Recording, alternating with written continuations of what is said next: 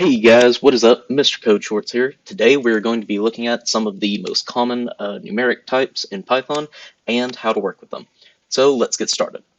Up here we are looking at integers and floats. These are the two main types of numeric types in Python. Simply, an integer does not have any decimal places. They are only whole numbers that are positive, negative, or zero, while floats have decimal places and can be represented by fractions and things of that nature. Other than that, they are very much the same and are defined in the same way. As you can see, just set the variable equal to whatever the number should be, and you'll notice, unlike strings, there are no uh, different markings to differentiate them. They are just the number. As you'll notice too down here with the float variable, uh, a floating point number, so both integers and floats can be positive or negative, simply denoted by the negative sign being out front or the lack of one.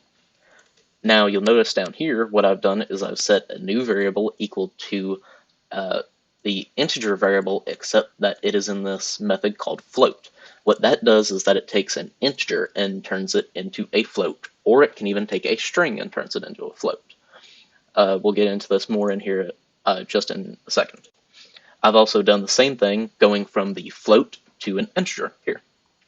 And then down here, I've done the same thing with a string. So taking 28 in a string, this is pretty common with, say, if you look for user input in a Python program, user input almost always comes in as a string. Almost always in perpetuity comes in a string, and if you need to convert that to a number to do some number logic on it, say addition or something, you would have to first convert it using this to an int or to a float. So that's what you can do here. And then finally, one of the last things that you'll see pretty commonly is this type. Basically what this does is that it can tell, or it will return and tell you if it's an integer, if it's a float, if it's a string, and you can pass any variable to it. It'll tell you if it's a hexadecimal or a memory address, etc. So it'll tell you what anything is. And then finally, the most common mathematical operations are built into Python by definition. You don't have to import any libraries or anything like that. So here, I've printed out the integer right here, the 23, plus the integer up here, the 3, so we should get 26 there. Right here, I've printed the generic int minus the integer var, so 23 minus 3, we should get 20. That's just a simple plus and minus sign for those. Then we get into multiplication and division. So here we've got the generic int times the integer variable, so 23 times 3, that should be 69. And then here I've printed the generic int divided by the integer variable. You will see that something very interesting happens here whenever we do this. So, and then finally, right here I've got set up to the power of, or a exponent of.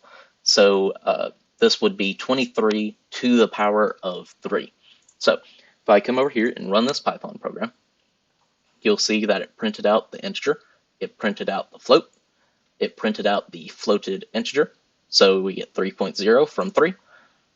It printed out the integer from the float, which is negative 3. If you'll notice, negative 3.58 would round to negative 4, but we are not rounding here, we are converting. So all that Python is doing is simply chopping off whatever is to the right side of the decimal place. It's just getting rid of it, which is why negative 3.58 goes to negative 3 instead of negative 4. You can also do another method called round, but that can get a little bit more complicated depending on how you use it. So, and then I printed here the string, or the integer from the string, and then here was where that type was printed out. So the generic int was an int, and it printed the class of int. And then here is the addition here, the subtraction, the multiplication, the division. If you'll notice, those were two integers divided, but since it came out unevenly, it converted it to a float to give an accurate answer. And then finally here, we have the generic int to a power of the integer var. So I hope this was helpful and informative. Don't forget to like and subscribe and share this video to all your friends. Thanks guys. Come back every Monday, Wednesday, Friday at 9 a.m. for a brand new Code Shorts video.